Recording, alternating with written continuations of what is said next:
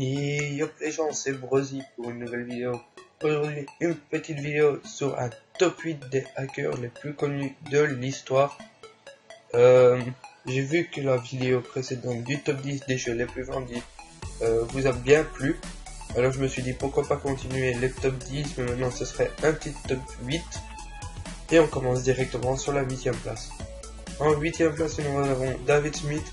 Il est devenu connu pour avoir créé un ver informatique en mars 1999 qui aurait saturé le système de messagerie en les passant d'utilisateur en utilisateur via des mails infectés. Donc le ver était, c'est comme, je sais pas quoi dire, c'est comme un virus, je crois, je suis pas sûr, qui s'installe dans un mail et les gens le partagent sans qu'ils le savent, et ça infecte des messageries, je crois, je suis pas sûr. Mais bon, bref, on va pas s'attarder là-dessus, on continue. Plus de 60 000 comptes ont été infectés, estimés à plus de 385 millions de dollars. David aurait pris une condamnation de 2 ans et une amende de 5 000 dollars. Donc vous vous imaginez ce que vous pouvez avoir juste en créant un ver. Et voilà quoi. Moi, jamais je devrais entrer hacker. Bon, la plupart des gens non plus.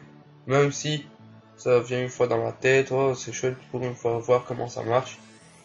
Mais bon, bref, on va pas s'attarder là-dessus. En 7ème position, nous avons George Hotz.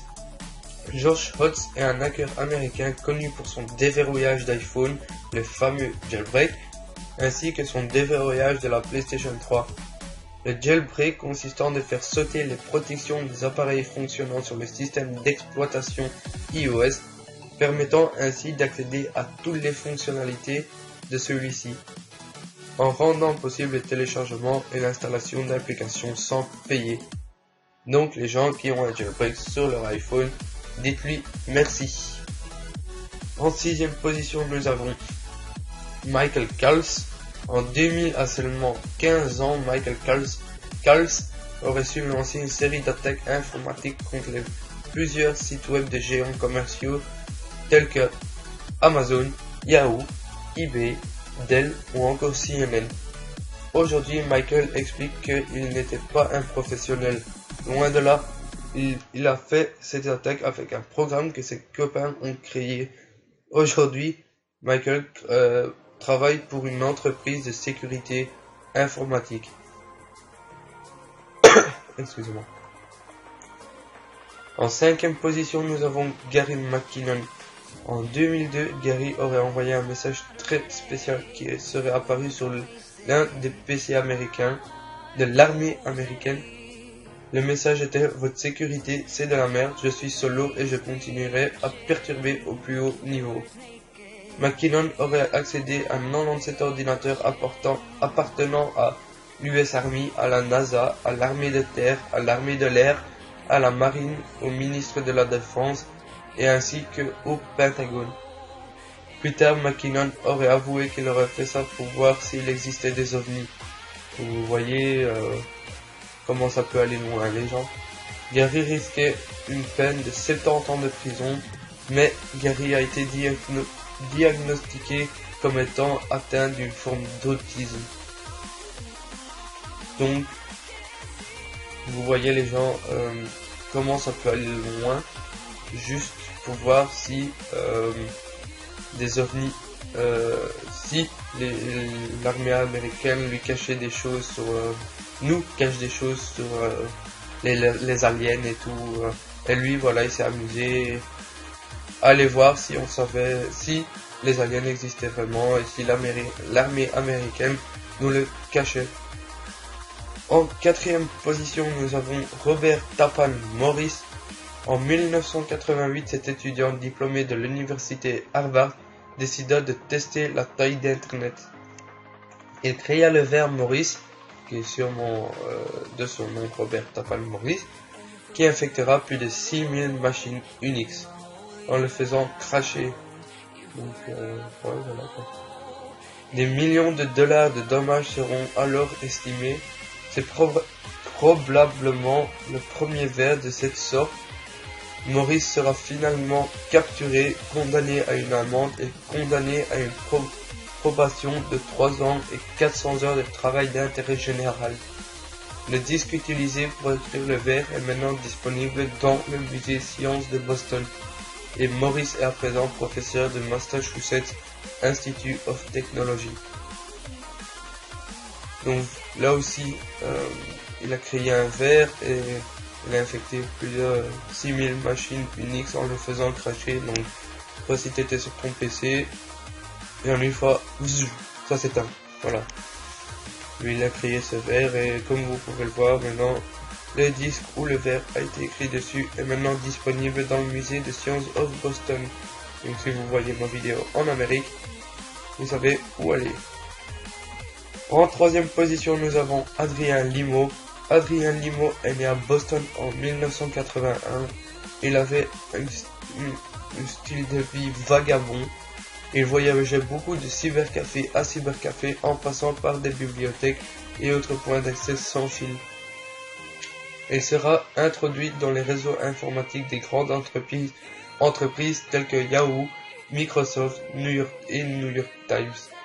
Après s'être fait arrêter, il aurait aussi été impliqué dans l'affaire Wikileaks, ou Lies, je sais pas comment est-ce qu'on dit, et dénoncera Bradley Manning qui était lui aussi impliqué dans cette affaire. Donc vous voyez, il s'était fait attraper pour déjà du hackage sur Microsoft, Yahoo, New York Times, mais il était aussi impliqué dans l'autre affaire de Wikileaks et aurait dénoncé Bradley Manning. Moi je trouve ça ouf. Il n'y a pas de mot pour ça, mais bon, on va pas s'attarder là-dessus. En deuxième position, nous avons Kevin Poulsen, le hacker au chapeau noir des années 80. Kevin Poulsen est devenu populaire lorsqu'il a gagné une Porsche en piratant une station radio. En effet, une station de radio de Los Angeles, KIIS-FM, lançait un concours radiophonique dans lequel le seul deuxième auditeur qui appelait gagnait une Porsche.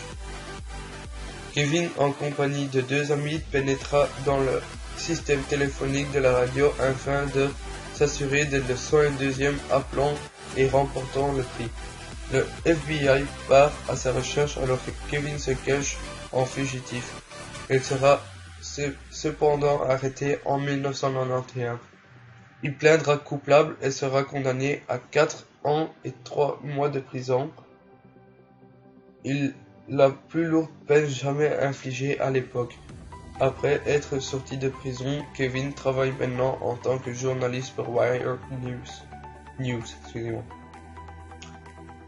Donc voilà, pour avoir saturé, pour être rentré dans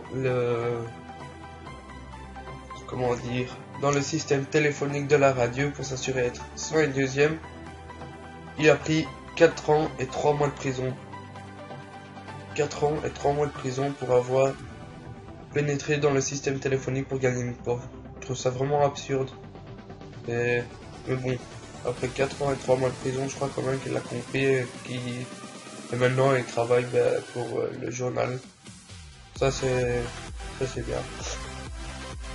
Et en première position, nous avons Kevin Mitnick. Autour de 1995, les affaires de Kevin Mitnick font le tour du monde. Ce consultant en sécurité informatique est connu pour avoir été le hacker le plus recherché de l'histoire. Déjà très jeune a été arrêté plusieurs fois. Il était le premier hacker figurant dans la liste des top 10 criminels les plus recherchés par la FBI en tout. Kevin Mitnick aura accédé illégalement au système de Pacific Bell, Motorola, Nokia, Fujitsu, Sun Microsystems et même du Pentagone. Et ben voilà les gens, c'était le petit top 8 des hackers les plus connus de l'histoire. Ouais, donc voilà, j'espère que cette vidéo vous plaira. Moi je vous laisse sur les images. N'oubliez surtout pas de laisser un petit j'aime de mettre un petit commentaire et de partager la vidéo, ça me ferait vraiment plaisir. Moi je vous laisse sur ces images, ciao ciao.